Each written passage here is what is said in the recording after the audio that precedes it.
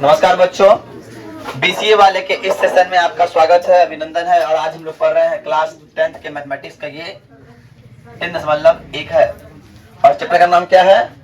दो चर वाले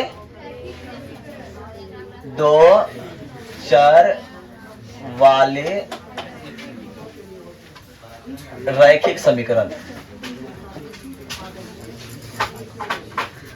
और आप लोग को पता है कि दो चर वाले समीकरण क्या होता है।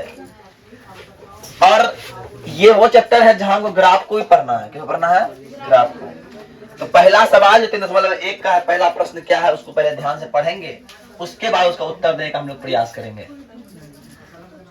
सवाल है कि अफ्ताब अपनी पुत्री से कहता है, एक अफ्ताब बाप है, वो अपनी पुत्री से कहता है कि बेटी 7 वर्ष पूर्व मैं तुमसे 7 गुनी आयु का था। आज से 7 साल पहले जो है हम तुम्हारे उम्र से 7 गुने आयु के थे। 7 गुना आयु का, बोला ठीक है। अब से 3 वर्ष बाद केवल हम तुमसे 3 गुने आयु का रह जाएंगे, है ना। तो इसीलिए बोल रहा है अवताब का, उसके पुत्री का उम्र निकालिए। तो पहला बात वर्तमान उम्र निकालने बोल रहा है। कैसे निकलेगा ध्यान समझिएगा। माना कि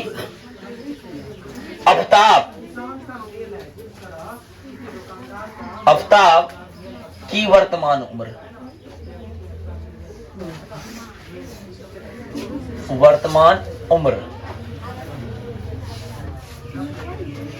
x वर्ष है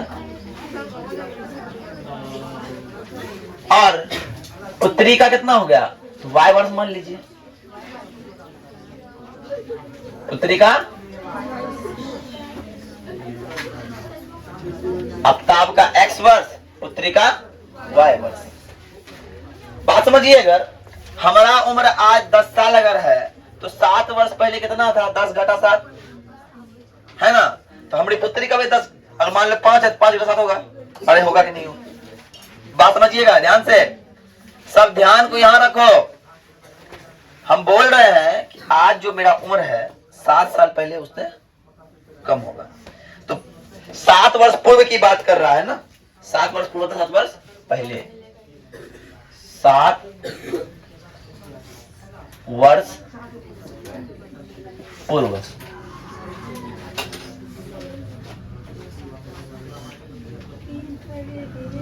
अफ्ताब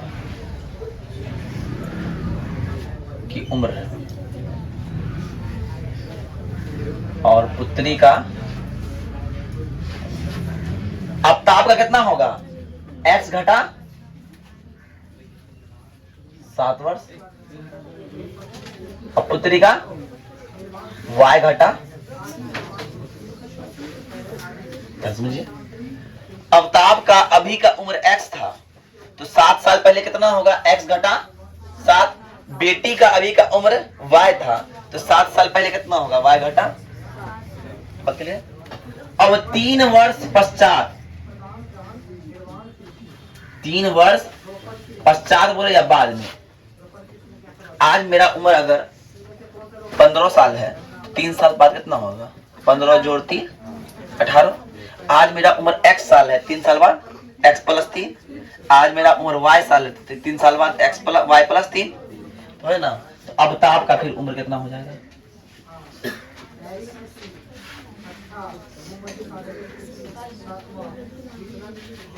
x प्लस और पुत्री का,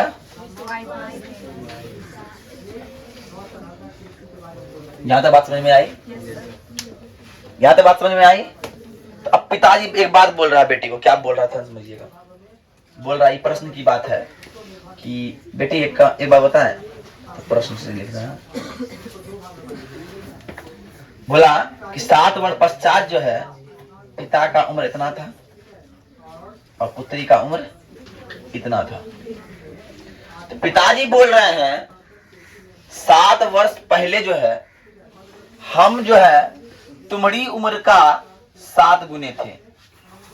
मतलब अगर तुम्हारा उम्र, ध्यान समझिएगा, तुम्हारा उम्र 3 साल था तो मेरा उम्र 21 साल था। तुम्हारा उम्र 3 साल था तो मेरा उम्र 21 था, और तुम्हारा 3 में हम 7 से गुना करेंगे तब मेरे बराबर होती है क्या ना। तो बेटी के उम्र में क्या करना होगा, 7 से गुना करना होगा। गुना करना कौन बोला, बाबूजी बोल रहा है कि बेटी आज 7 साल पहले जो है हम तुम्हारा उम्र के 7 गुने थे, जितना तुम्हारा उम्र है उससे 7 गुना उम्र का था। तो बेटी जब 3 साल का होगा, बाबूजी 21 साल का था, है ना, बाबूजी 21 साल का था, बेटी 3 साल का होगा, है क्या। तो मान लेते हैं, इसको सॉल्व कीजिए पहले। x माइनस 7 बराबर 7y माइनस 49 हो जाएगा। x माइनस, इसको इधर लेते हैं, 7y माइनस 49 और ये प्लस में जाएगा 7। x माइनस, है ना, 7y बराबर माइनस 35 होगा, 42 होगा। क्या हो गया, x माइनस 7y बराबर माइनस प्लस 42 बराबर 0 हो गया। समीकरण 1 हो गया। अरे हो गया क्या, यहां समझ में आई बात। क्या किए, इसी को सॉल्व कर दिए और जो निकल गया आउटपुट ये निकला। पिताजी पहला बात यही बोला कि बेटी तोरा से हम 7 साल पहले तोरा उम्र के 7 गुना आयु के थे। लेकिन दूसरा बात फिर बोलता बाबूजी, पुनः बोल दिया वो। बाबूजी का नाम क्या है, अवतार। अब फिर बोल रहा है, पिताजी बोल रहा है, बाबूजी बोल रहा है कि तुमसे आज से 3 वर्ष बाद हम सिर्फ तुम्हारी उम्र के 7 गुने आयु के 3 गुने आयु के रह जाएंगे। मतलब ये कि अगर तुम्हारा उम्र तभी, मान लो तुम्हारा उम्र तभी हो जाएगा, मान लो अगर 3 वर्ष बाद तुम्हारा उम्र 8 साल अगर हो गया तो मेरा उम्र हो जाएगा 24 साल। 8 दिया 24।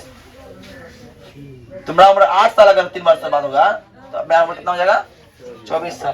तो बोला पहला बाबूजी का उम्र कितना है, x प्लस,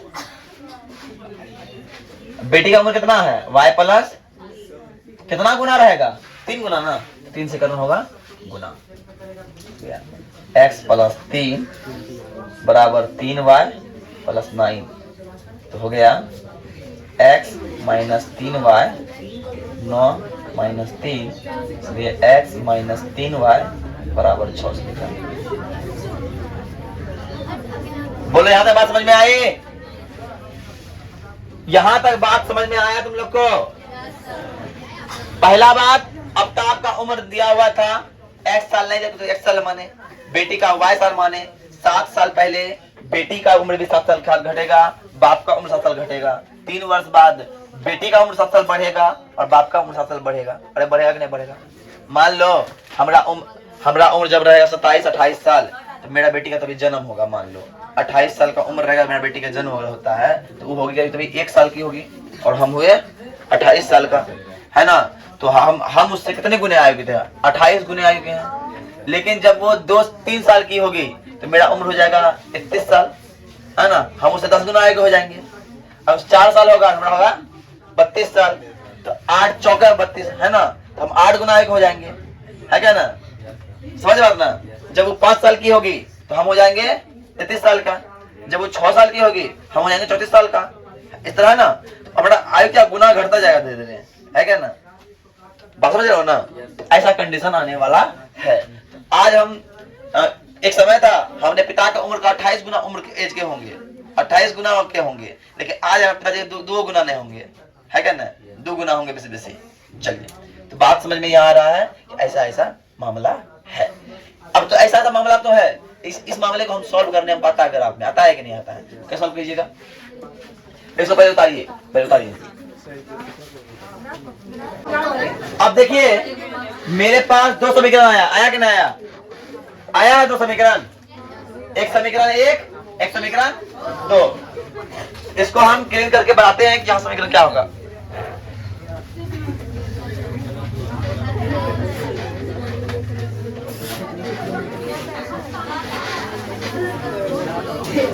अब ध्यान देखिए, समीकरण 1 से,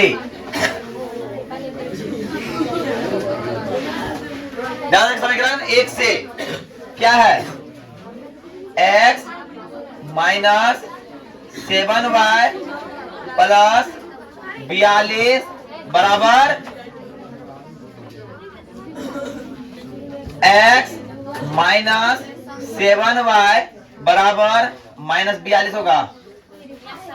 x बराबर माइनस 42 प्लस 7y होगा। बोलो और ना होगा? डब्बा बना दो।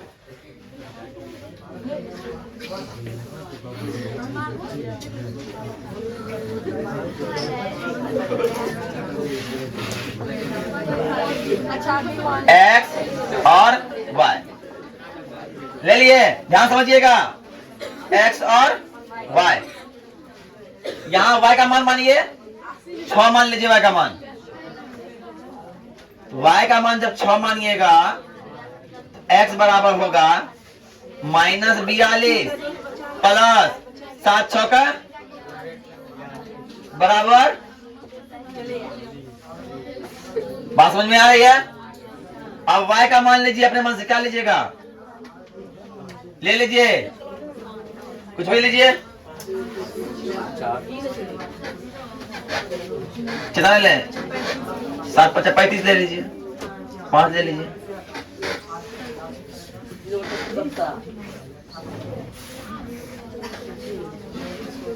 माइनस, कोई दिक्कत? अब आइए समीकरण 2 से, समीकरण 2 से क्या है? x माइनस 3y बराबर 6, इसीलिए x बराबर 6 प्लस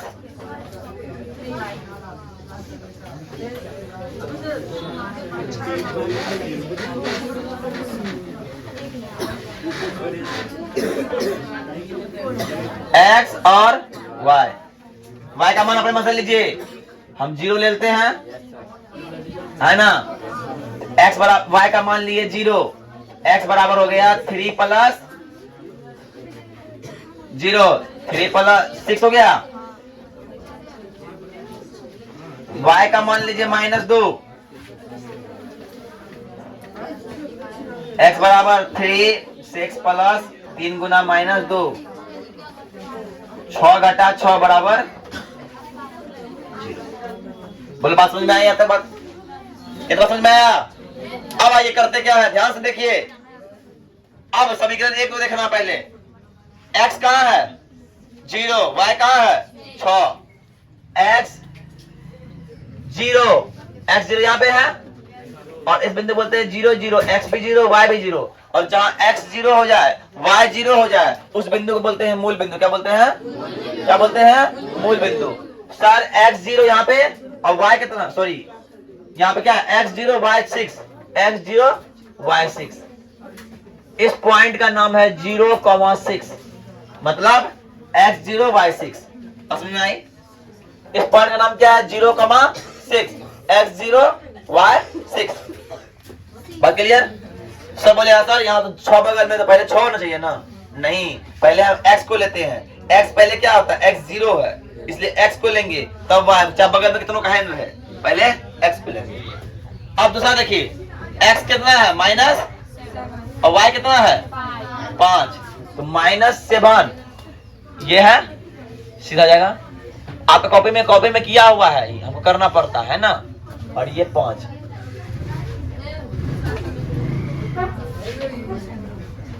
हुआ है ना। इसका नाम क्या होगा? इसका नाम -7, मतलब x हो गया -7 और 5 हो गया y। अब आइए दोनों लाइन को मिलाइए पहले।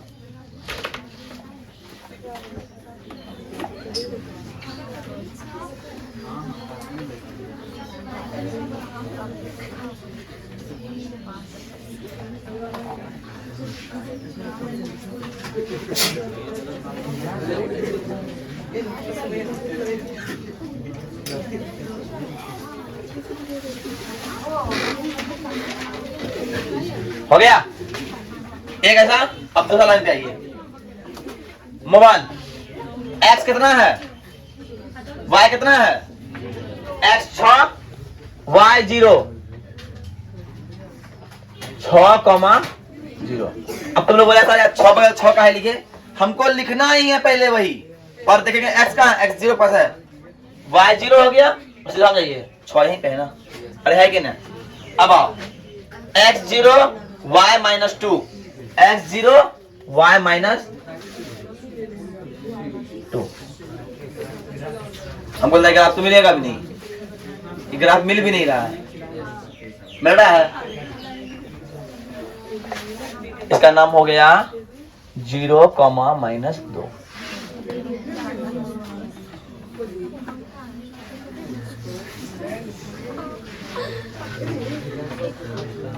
तो समांतर रेखा दिख रहा है।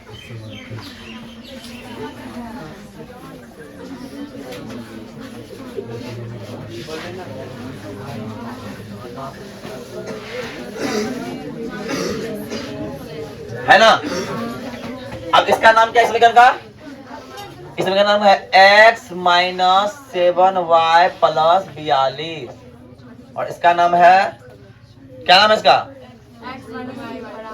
x माइनस 3y बराबर 6। तो आप इन दोनों का देखिए कहाँ मिलन बिंदु निकलता है, मिलन बिंदु कहाँ निकलता है उसको देखिए।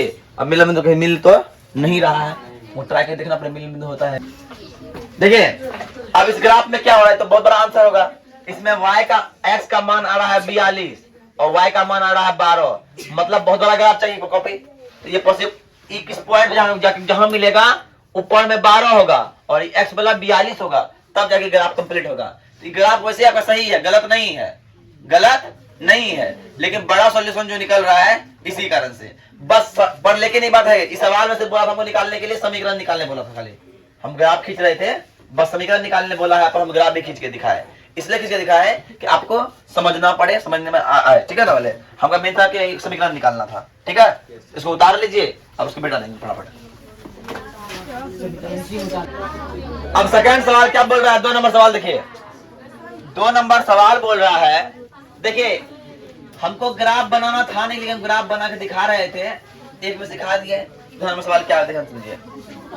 क्रिकेट टीम के कोच ने 3900 रुपए में 3 बल्ले और 6 गेंद खरीदे। 3 बल्ला और 6 गेंद, 3900 रुपया लगा।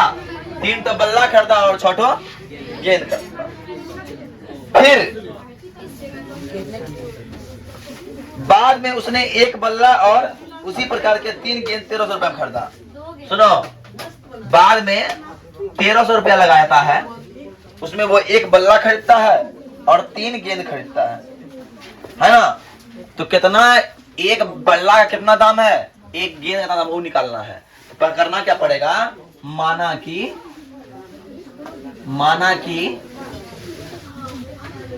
1 बल्ले का मूल्य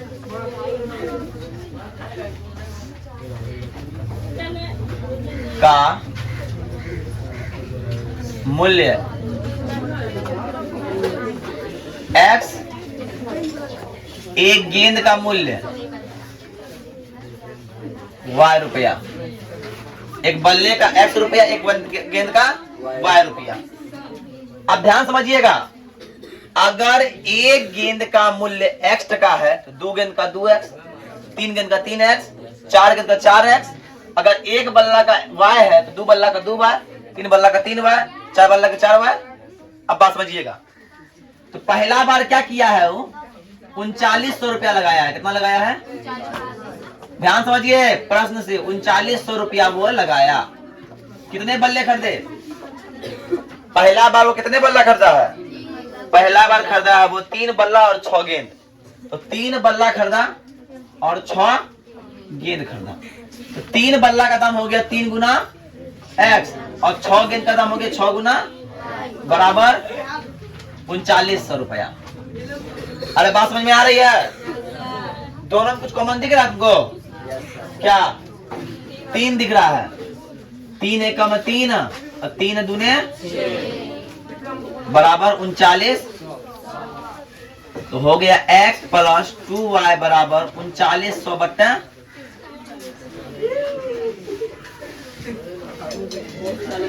हो गया x प्लस 2y बराबर 13, समीकरण 1। ये बात समझ में आया? यहाँ पे क्या किया? क्या किया? 3 बल्ला खरीदा, 6 गेंद खरीदा, लेकिन दोबारा फिर वही खरीदा है। क्या? पुनः गया खरीदने के लिए, पुनः 1 बल्ला खरीदा। कितना बल्ला? और 3 गेंद खरीदा। कितना टका दिया? 1300।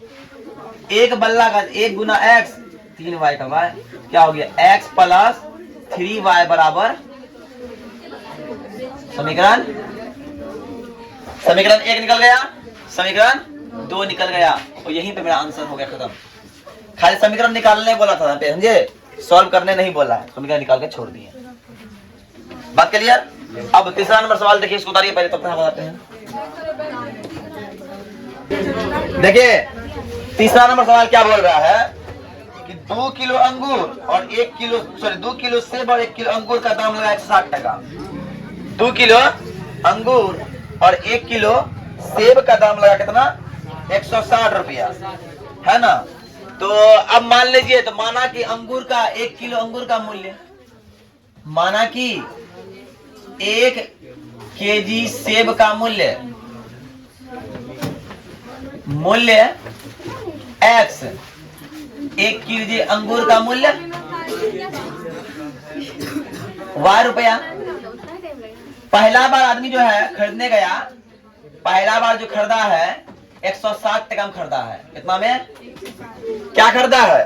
160। 2 किलो सेब और 1 किलो अंगूर खरीदा है, तो 2 किलो सेब गुना x, 1 किलो अंगूर, कितना टका दिया रे? 160 टका दिया। तो x प्लस 2y बराबर 100। फिर खरीदा, पुनः 1 महीना बाद गया खरीदने के लिए, पर इस बार खरीदा 300 में। 300 में खरीदा है कितना? 4 किलो सेब और 2 किलो अंगूर। 4 किलो सेब और 2 किलो अंगूर खरीदा, कितना टका में? 300 में। समीकरण 2 कॉमन ले लो, 2x प्लस y बराबर 300। 2x प्लस y बराबर 150। तो बस यही करना था मेरा, हो गया चैप्टर खत्म। तो आज के लिए इतना ही। जय हिंद, जय भारत। नेक्स्ट चैप्टर को फिर हम अच्छा से पढ़ाएंगे और अच्छा सा कल आना है डेली। देखिए पहला बात ये, अपसेंट नहीं करना है। आप कम ही पढ़िए पर डेली पढ़िए, तो आपके लिए वो बेटर हो सकता है ना? डेली पढ़ना, एक दिन भी नागा नहीं करना है, एक दिन भी कैंसर, अपने आपको रिलीफ नहीं देना है, हम रेस्ट में रहे। संडे को ही पढ़ना है, ठीक है ना?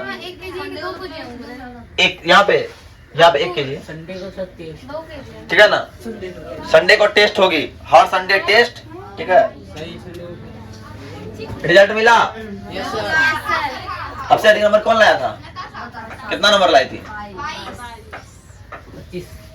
चलिए आप देखिए, आपका होमवर्क में क्या है? 3.1 को रिवाइज किया आना है बस, ठीक है?